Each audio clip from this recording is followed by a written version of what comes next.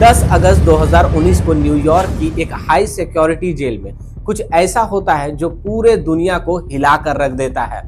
वो इंसान जिसके पास दुनिया के सारे बड़े लोगों के राज छुपे हुए थे, वो अपने सेल के अंदर मृत पाया जाता है, मरा हुआ था। जब FBI कैमरा को चेक करती है तो पता चलता है कि उस रात कैमरा खराब था। और फिर जब गार्ड से पूछा जाता है कि भाई तुम लोग क्या कर रहे थे, तो वो लोग बताते कि उन्हें नींद आ गया था और वो सो रहे थे। तो आज हम बात कर रहे हैं जेफरे एप्स्टीन की। ये कौन इंसान था, इतना पैसा इसके पास कहां से आया था, और आखिर उसका ये सुसाइड वाकई में सुसाइड था या फिर एक मर्डर। हम आज उसी इंसान के बारे में बात करें जिसकी फाइलें जब आज खुल रही है तो पूरी दुनिया शॉक में पड़ चुकी है।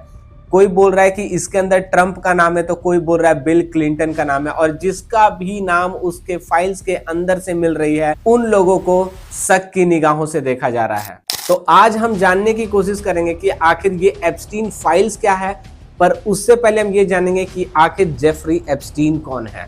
आगे जाने से पहले दोस्तों, आप लोगों से मैं एक रिक्वेस्ट करना चाहूंगा, अगर आप नए हैं हमारे चैनल में प्लीज सब्सक्राइब कीजिए और वो बेल आइकन को दबाइए, क्योंकि देश के अहित के बारे में बोलने के लिए आज बहुत यूट्यूबर्स हैं, लेकिन देश के हित के बारे में बोलने वाला कोई नहीं। तो अगर यदि आप लोग अपना सपोर्ट दिखाएंगे तो मैं भी देश के हित में ऐसे ही आगे बढ़ता रहूंगा। तो जेफरी एप्स्टीन का जन्म 1953 में ब्रुकलिन के न्यूयॉर्क में एक मिडिल क्लास फैमिली में होता है। वो बचपन से ही मैथ्स में बहुत तेज था, इतना तेज कि उसे 2 साल पहले ही स्कूल को खत्म कर लिया था, लेकिन उसके पास कोई भी कॉलेज की डिग्री नहीं थी। अब यहाँ आता है पहला ट्विस्ट। बिना किसी डिग्री के मात्र 21 साल की उम्र में उसे मैनहट्टन के सबसे बड़े और सबसे महंगे प्राइवेट स्कूल यानी कि डेल्टन स्कूल में मैथ्स और फिजिक्स का टीचर के रूप में नियुक्त किया जाता है। तो इस स्कूल में सिर्फ बड़े बड़े अमीर लोगों के बच्चे पढ़ने आते थे, लेकिन एप्स्टीन का दिमाग सिर्फ पढ़ाने में नहीं था, बल्कि वो इन अमीर बच्चों के पेरेंट्स से नेटवर्किंग करना चाह रहा था। कुछ ही साल के बाद उसे स्कूल से निकाल दिया जाता है क्योंकि उसका बिहेवियर अनप्रोफेशनल था। एप्स्टीन के लिए ये एक हार नहीं थी, बल्कि उसके लिए एक दूसरा दरवाजा खुल चुका था। स्कूल से निकलने के बाद वो सीधा वॉल स्ट्रीट पहुंचता है। बेयर स्टर्न्स नाम की एक इन्वेस्टमेंट बैंक में उसे नौकरी मिल जाती है। लोग हैरान थे कि बिना डिग्री के आखिर ये बंदा यहाँ पे आया तो आया कैसे, पर एप्स्टीन के पास लोगों को इम्प्रेस करने की एक गजब की कला थी। लेकिन उसका असली जैकपॉट तब नहीं लगा था, बल्कि तब लगता है जब उसकी मुलाकात हुई लेस्ली वेक्सनर से। लेस्ली वेक्सनर वही इंसान है जो विक्टोरिया सीक्रेट जैसी बड़ी ब्रांड के मालिक थे। आप लोगों ने विक्टोरिया सीक्रेट के बारे में तो पढ़ा ही होगा, फैशन टीवी में भी ये काफी प्रचलित है। तो एप्स्टीन पर इतना भरोसा वो करते थे कि उसने अपनी पूरी संपत्ति, अपना पूरा वेल्थ मैनेज करने का पावर एप्स्टीन को दे दिया था। और एप्स्टीन वेक्सनर से पैसे लेते थे, उनका न्यूयॉर्क वाला एक 7 स्टोरी का मैंसन भी ले लिया था। यहाँ तक कि उनका प्राइवेट जेट था, वो भी एप्स्टीन ने अपने नाम पर करवा लिया था।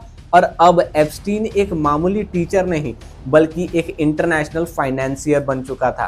तो अब सवाल ये आता है कि इतने बड़े बड़े लोग एप्स्टीन के पास आखिर आते क्यों थे। तो दरअसल एप्स्टीन ने वर्जिन आइलैंड्स में एक प्राइवेट आइलैंड खरीदा था जिसका नाम था लिटिल सेंट जेम्स। इस आइलैंड को लोग बाद में पाप का आइलैंड कहने लगे। एप्स्टीन के पास एक प्राइवेट जेट था, जिस प्राइवेट जेट का वो इस्तेमाल करता था अपने इसी आइलैंड में जाने के लिए, और उसका प्राइवेट जेट का नाम था लॉलिता एक्सप्रेस। और एलिगेशन ये है कि एप्स्टीन सिर्फ पैसा मैनेज नहीं करता था, बल्कि वो इन पावरफुल लोगों को ऐसी ऐसी चीजें प्रदान करता था जो कि बिल्कुल इल्लीगल थी, जैसे कि कम उम्र की लड़कियां, माइनर्स का एक पूरा नेटवर्क चलता था, जो इन लड़कियों को मसाज के नाम पर बुलाया जाता था और फिर उनका एक्सप्लॉइटेशन होता था। बट हाँ, कहानी यहाँ पे खत्म नहीं होती है। जब वो कुछ अमीर लोग और कुछ नामी गिरामी लोग उन बच्चियों को एक्सप्लॉइट करते हैं, तब ये जो जेफरी एप्स्टीन है उन लोगों का वीडियो बना लिया करता था और फिर बाद में उन्हें ब्लैकमेल किया करता था। और इसी को कहते हैं कॉम्प्रोमैट।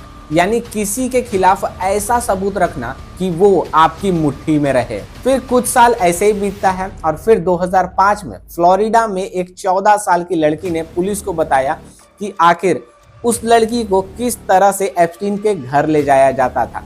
जब इन्वेस्टिगेशन शुरू हुई तो पता चला कि वहां ऐसी एक लड़की नहीं बल्कि सैकड़ों लड़कियां थी। पुलिस के पास अब इतने सबूत हो गए थे कि एप्स्टीन को उम्र कैद की सजा तो पक्का मिलना ही मिलना था। लेकिन अब यहाँ खेल चालू होता है पावर का। उसने दुनिया के सबसे महंगे लॉयर को हायर किया। रिजल्ट क्या निकला? एक ऐसी स्वीट हार्ट डील हुई जो कि दुनिया में कभी नहीं देखी गई थी। एप्स्टीन को लगभग उम्र कैद की सजा होने वाली थी, बट उसे मात्र 13 महीनों की सजा होती है। और इस 13 महीने में भी वो कंटिन्यूअसली जेल में नहीं रहता, बल्कि वो दिन में अपने ऑफिस जाता और रात में सिर्फ वो जेल आता सिर्फ सोने के लिए।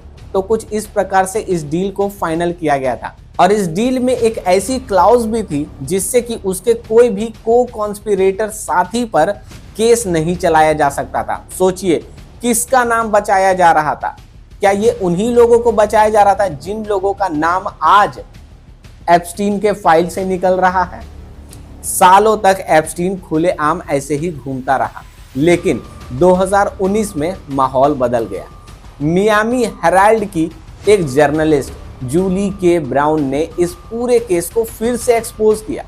जुलाई 2019 में एप्स्टीन को न्यूयॉर्क एयरपोर्ट पर फिर से अरेस्ट कर लिया जाता है और इस बार बचना थोड़ा मुश्किल था।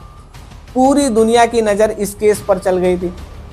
सबको डर था कि अगर यदि एप्स्टीन ने मुंह से कुछ खोल दिया तो कई बड़े चेहरे का नाम आ जाएगा।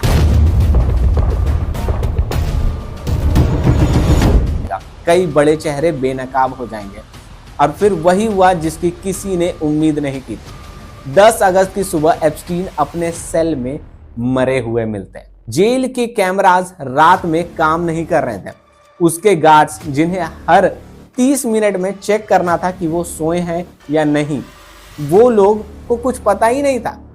ऑटोप्सी में पता चलता है कि उसकी गर्दन की हड्डियां कुछ इस प्रकार से टूटी हुई थी जो कि गला घोटने पर ही टूट सकती है, ना कि सिर्फ लटकने से।